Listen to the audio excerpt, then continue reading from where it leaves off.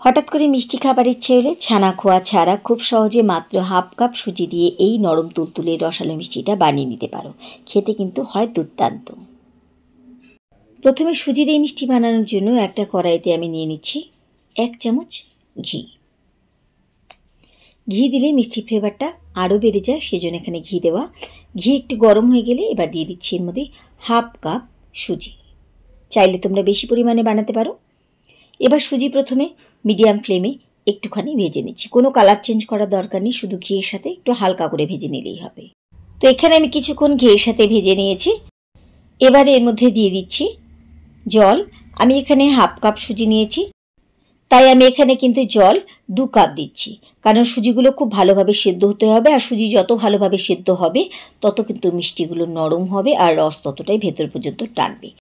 তাই এখানে আমি হাফ কাপ সুজির জন্য কিন্তু 2 কাপ জল দিয়েছি। ফ্লেম এখন মিডিয়াম করে দেব। আর যতক্ষণে পুরো এই জল টেনে সুজি একদম ঘন হয়ে না আসছে ততক্ষণ কিন্তু ভালোভাবে আমাদের জাল দিতে হবে। এই সময় কিন্তু কোনো রকম তাড়াহুড়ো করবে না, একটু আস্তে আস্তে করে এই কাজটা করবে। যত ধীরে সুস্থে কাজটা করবে মিষ্টিগুলো কিন্তু ততই সুন্দর হবে। তো আস্তে আস্তে দেখো এখানে কিন্তু সুজি টানা শুরু হয়ে গেছে। এবার যতক্ষণে শুকনোভাবে সুজি একদম টেনে একটা ডো ফর্মে না আসছে ততক্ষণ কিন্তু সুজি আমাদের ভালোভাবে এভাবে সেদ্ধ করে নিতে হবে। তো এখানে কিন্তু দেখো আমি ভালোভাবে সেদ্ধ করে নিয়েছি, পুরো জল টেনে গেছে, তবে এখনও কিন্তু একটু নরম আছে। তাই যতক্ষণে একদম প্যান ছেড়ে না আসবে বা কড়াই ছেড়ে না আসছে ততক্ষণে কিন্তু ভালোভাবে আমাদের সুজি সেদ্ধ করে নিতে হবে। দেখতে পাচ্ছ আস্তে আস্তে এক জায়গাতে হয়ে যাচ্ছে, মানে আমার সুজি কিন্তু এখানে মিষ্টির জন্য খুব ভালোভাবে তৈরি হয়ে গেছে। তো এখানে আমি এখন কিন্তু গ্যাস ওভেন বন্ধ করে দিয়েছি, কারণ পুরো জল টেনে সুজি কিন্তু একদম ঘন হয়ে গেছে। তো একটুখানি খালি কড়াইতে বন্ধ অবস্থাতেই একটুখানি খালি ঠান্ডা করে নিচ্ছি। এবার এই সুজির ডো নিয়ে নিচ্ছি একটা প্লেটের মধ্যে। এখন কিন্তু এই সুজির ডো প্রচণ্ড গরম আছে, তাই এটাকে সাথে সাথে করার দরকার নেই, একটুখানি ঠান্ডা হতে দেবে। হাত সহ্য করতে পারে এই অবস্থাতে কিন্তু হাত দিতে হবে। তো আমি একটা চামচ দিয়ে প্রথমে ভালোভাবে এভাবে একটুখানি মথে নিচ্ছি। এই সুজির ডো যত ভালোভাবে মাখা হবে আর সেদ্ধ হবে তত কিন্তু মিষ্টিগুলো খুব ভালো তৈরি হবে। তো ভালোভাবে ছড়িয়ে দিলাম। এবার এর মধ্যে দিয়ে দিচ্ছি 10 টাকা দামের একটা আমুল্লা গুঁড়ো দুধ। তোমরা যে কোনো ব্র্যান্ডের গুঁড়ো দুধ এখানে দিতে পারো, 10 টাকার গুঁড়ো দুধ দিলেই কিন্তু হবে, বেশি দুধ দেওয়ার দরকার নেই। এবার চামচ দিয়ে খুব ভালোভাবে এই গুঁড়ো দুধের সাথে এই সুজি একটুখানি মাখিয়ে নিচ্ছি। তোমরা এটা চামচের জায়গায় কিন্তু হাত দিয়েও খুব সুন্দরভাবে মাখিয়ে নিতে পারো। আর একটা কথা বলে দিই, যদি তোমাদের এটা ধরতে বা একটু মাখতে অসুবিধা হয় তাহলে এর মধ্যে কিন্তু এখন 1 চামচ ঘিও দিয়ে দিতে পারো। খুব ভালোভাবে আমি এখানে সুজির ডো মেখে নিয়েছি। এবার এখান থেকে একটু একটু করে সুজি নিয়ে আমি মিষ্টিটা গড়ে নিচ্ছি। তোমরা চাইলে এটা গোলাপ জামুনের শেপ দিতে পারো, তবে আমি আজকে কিন্তু গোলাপ জামুনের শেপ দিচ্ছি না, আমি ছোট ছোট আঙুরের মতন এখানে করে বানাচ্ছি। এভাবে আমি মিষ্টিগুলো প্রথমে বানিয়ে নিচ্ছি। মিষ্টিগুলো আমার এখানে বানানো হয়ে গেছে, এইগুলোকে রেখে দিচ্ছি পাশে। আর এই মিষ্টির জন্য চাশনি বা শিরাটা আগে তৈরি করে নিচ্ছি। কড়াইতে আমি নিয়ে নিচ্ছি 1 কাপ চিনি, কারণ এই মিষ্টিগুলো যদি একটু মিষ্টি মিষ্টি না হয় তাহলে খেতে ভালো লাগে না। তবে তোমরা যদি চিনি মিষ্টিটা কম খেতে চাও তাহলে চিনি পরিমাণটা কম দেবে। 1 কাপ চিনির জন্য আমি এখানে দিচ্ছি 1.5 কাপ জল। চাইলে কিন্তু তোমরা এখানে 2 কাপ জল দিয়েও ভালোভাবে ফুটিয়ে নামাতে পারো, অসুবিধে কিছু নেই। আমার মিষ্টিগুলো যেহেতু ছোটো ছোটো তাই আমি কিন্তু এখানে 1.5 কাপ জল দিলাম।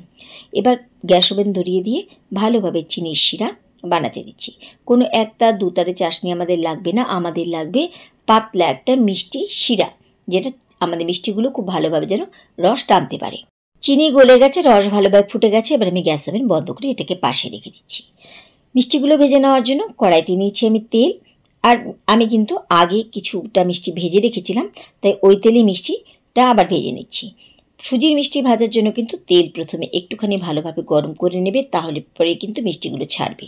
যদি ঠান্ডা তেলে এই মিষ্টিগুলো ছাড়ো তাহলে কিন্তু সাথে সাথে মিষ্টিগুলো ভাজা হবে, কিন্তু যখন এটা রসে দেবে সাথে সাথে কিন্তু মিষ্টিগুলো ছেড়ে যাবে। তাই তেলটাকে প্রথমে ভালোভাবে একটু গরম করে নেবে, তারপরে একটুখানি স্টিম কমিয়ে দিয়ে তারপরে মিষ্টিগুলোকে ভাজবে। তা আমি যেমনটা বললাম যে আমি কিছুটা মিষ্টি আগে ভেজে নিয়েছি। এবার এই মিষ্টিগুলোতে যতক্ষণে খুব সুন্দর কালার না আসছে ততক্ষণ মিষ্টিগুলোকে 2 পিঠ খুব ভালোভাবে ভেজে নিতে হবে। তোমাদের পছন্দ মতো এখানে কালার করে নামাতে পারো। তো আমি একটু ডিপ কালার করেই এই মিষ্টিগুলোকে ভেজে নিচ্ছি। মিষ্টিগুলো কিন্তু আমার এখানে খুব ভালোভাবে ভাজা হয়ে গেছে। এবার এই মিষ্টিগুলোকে আমি তেল থেকে তুলে নিচ্ছি। আর তেল থেকে তুলে নেওয়ার সাথে সাথে কিন্তু আমাদেরকে শিরার মধ্যে দিয়ে দিতে হবে। শিরা যদি আগে বানিয়ে থাকো খুব ঠান্ডা হয়ে যায়, তাহলে হালকা একটু গরম করে নেবে। তো শিরা যেহেতু আমরা একটু আগে বানিয়েছি, শিরা হালকা একটু গরমই ছিল। আমি এই গরম শিরার মধ্যে এবার এই মিষ্টিগুলোকে দিয়ে দিলাম।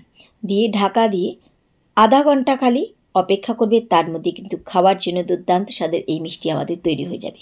একদমই অপেক্ষা করতে হবে না। মিষ্টিগুলো আমার আধা ঘন্টার মতো রসে ছিল, তার মধ্যে কিন্তু খুব ভালোভাবে রস টেনে গেছে। তো একটা আমি কিন্তু মিষ্টিগুলোকে রস থেকে তুলে একটা অন্য বাটিতে তুলে নিয়েছি। কতটা নরম হয়েছে আমি কেটে তোমাদের সামনে দেখাচ্ছি।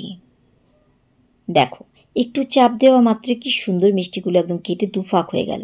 আর ভেতর পর্যন্ত কিন্তু খুব সুন্দরভাবে এই মিষ্টিগুলো রস টেনেছে। এই মিষ্টিগুলো বেশিক্ষণ রসে রাখতে যাবে না, আধা ঘন্টা রাখলেই কিন্তু খুব ভালোভাবে রস টেনে নেবে। তো কেমন লাগলো আমার আজকের রেসিপি তোমরা কিন্তু অবশ্যই কমেন্ট করে জানাবে। তাহলে আজকের মতো সবাইকে ধন্যবাদ জানিয়ে এখানে বিদায় নিচ্ছি। দেখা হবে আবার অন্য কোনো রেসিপির সাথে অন্য কোনো দিন। সেই পর্যন্ত সবাই খুব ভালো থেকো, সুস্থ থেকো।